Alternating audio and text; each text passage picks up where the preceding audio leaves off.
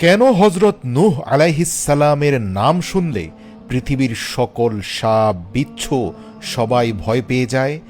আজও উম্মতে মোহাম্মদী তথা রাসূল সাল্লাল্লাহু আলাইহিসসাল্লামের উম্মতেরাও রাস্তাঘাটে যেখানেই সাপ বিচ্ছু দেখবে, হজরত নূহ আলাইহিসসালামের প্রতি এক বিশেষ দোয়া পড়া মাত্রই সাপ বিচ্ছু সাথে সাথে সরে যাবে রাস্তা থেকে।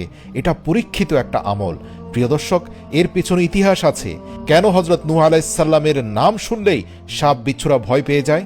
ইতিহাস ঘেটে জানা যায়, আল্লাহর নবী হজরত নূহ আলাইহিসসালাম দিনের পর দিন ধরে তার উম্মতকে আল্লাহ তাআলার পয়গাম শোনাতে থাকলেন, তাদেরকে নসিহত করতে থাকলেন, তারা যেন একে অন্যের প্রতি জুলুম না করে, এক এবং অদ্বিতীয় আল্লাহর প্রতি অনুগত হয়, তারা যেন এই সকল মূর্তির পূজায় নিজেদেরকে ব্যস্ত না রাখে, পরস্পরের মধ্যে সম্প্রীতি এবং ভালোবাসার বন্ধন কায়েম রাখে, জাতপাত এবং বংশগত মিথ্যা ভেদাভেদের নামে একে অপরকে আঘাত না করে, তারা যেন আত্মীয়তার সম্পর্কের মূল্যায়ন করে।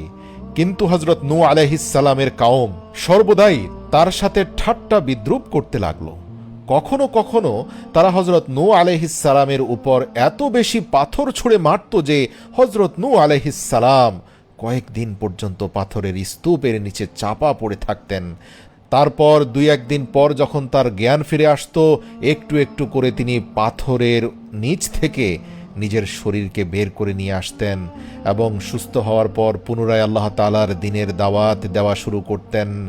এ যেন এক অসীম ধৈর্যের অধিকারী ছিলেন আল্লাহর নবী নূহ।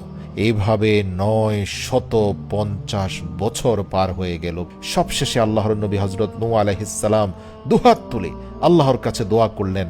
তিনি আল্লাহর কাছে প্রার্থনা করলেন, হে আল্লাহ, আমার এই উম্মত কখনোই হেদায়েত পাবে না। হে রব্বুল আলামিন, আমার কওম তোমার আযাব এবং শাস্তির কথা শুনে ঠাট্টা বিদ্রূপ করে, এদেরকে তুমি আমার আযাব দর্শন করাও, এদেরকে দেখিয়ে দাও তুমি কতটা ক্ষমতাবান। প্রিয় দর্শক, বলা হয়ে থাকে 950 বছর পর আল্লাহর নবী নূহ এতটাই রাগান্বিত হয়েছিলেন যে পৃথিবীর ইতিহাসে কোনো নবী এত বেশি রাগান্বিত হন নাই। এত কষ্ট, এত আঘাত সহ্যের পর পিঠ যখন দেয়ালে ঠেকে গিয়েছিল, এক পর্যায়ে তিনি এত ভয়াবহ রকম বদদোয়া করেছিলেন তার কওমের প্রতি, আল্লাহর আরশ কেঁপে ওঠে, সাথে সাথে এই বদদোয়া কবুল হয়ে যায়। অতএব হজরত নূহ আলাইহিসসালামের প্রতি আল্লাহর পক্ষ থেকে নির্দেশ হলো, হে নূহ, তুমি একটি নৌকা তৈরি করো এবং সেই নৌকার মধ্যে দুনিয়ার সমস্ত জীবজন্তু পশু পাখি হতে এক এক জোড়া এবং যে সকল মানুষেরা তোমার প্রতি ঈমান এনেছে তাদেরকে উঠিয়ে নাও। ইতিহাস থেকে জানা যায়, নৌকা তৈরির শুরু থেকে হজরত নূহ আলাইহিসসালাম ছিলেন পরিপূর্ণরূপে, যেটাকে ইংরেজি ভাষায় বলতে পারি অ্যাংরি মুডে। তার মানে হচ্ছে রাগান্বিত স্বভাবে।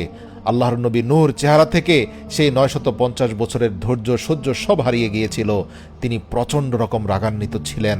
যদিও তার কওমের লোকেরা এই নৌকা নিয়ে ঠাট্টা বিদ্রূপ করত, এদের অনেকে আবার ঠাট্টার ছলে নৌকার কাছে এসে নৌকায় উঠতে চাইতো। আল্লাহর নবী নূহর সামনে যখনই তারা এরকম কাজ করতে যেত, আল্লাহর নবী নূহ তাদের বিরুদ্ধে কঠিন অ্যাকশন গ্রহণ করতেন। এদের অনেকে গোপনে নূহ নবীর নৌকার উপরে মল ত্যাগ করেছিল, তাদেরও পরিণতি ভয়াবহ হয়েছিল। আল্লাহ পাক তাদেরকে আবার এই ময়লার খাগাড়ে নিক্ষেপ করলেন। এভাবে 100 বছর পর সেই নৌকা প্রস্তুত হয়ে গেল। নৌকা তৈরি হয়ে গেলে হজরত নূহ আলাইহিসসালাম দুনিয়ার সমস্ত জীব জন্তু পশু পাখি হতে এক জোড়া করে সেই নৌকার মধ্যে তুলছিলেন। এমন সময় সাপ এবং বিচ্ছু হজরত নূহ আলাইহিসসালামের কাছে আসলো।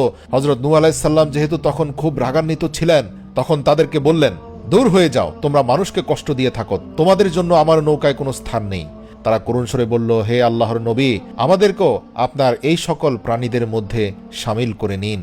তখন আল্লাহর নবী নূহ বললেন, মানুষকে ধ্বংসন করো, কষ্ট দাও, এর বিনিময়ে তোমাদেরকে নৌকায় আশ্রয় দিব।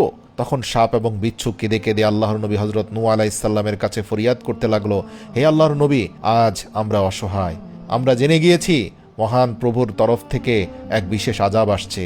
দুনিয়ার বুকে আপনার এই নৌকা ব্যতীত বাইরে যত প্রাণ আছে সব ধ্বংস হয়ে যাবে। যদি আমরা আজ বেঁচে না থাকি, তাহলে আমাদের ভবিষ্যৎ বংশধর এই পৃথিবী থেকে হারিয়ে যাবে। আবারও আল্লাহ পাকের নাফরমানদেরকে ধ্বংস করার জন্য আমাদের অস্তিত্ব থাকবে না। আমরা আপনার সাথে ওয়াদা করছি, যে কোনো মানুষ সালামুন আলা নূহিন ফিল আলামিন এই দোয়া পাঠ করবে, আমরা আমাদের অস্তিত্ব এবং আমাদের সৃষ্টিকর্তার নামে কসম করে বলছি আমরা সেই মানুষকে কোনো কষ্ট দেব না।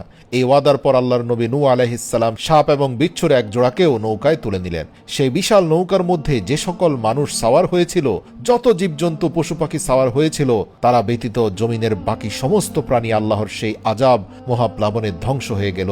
তুফান থেমে যাওয়ার পর আল্লাহর নবী নূহ আলাইহিস সালাম জমিনে অবতরণ করলেন এবং পুনরায় এই জমিনকে আবাদ করলেন। সমস্ত সৃষ্টিকুল পৃথিবীতে জীবন যাপন করতে শুরু করলো, কিন্তু সেই ওয়াদাটিকে কোনো মানুষ বা জানোয়াররা আজ পর্যন্ত ভুলে যায়নি।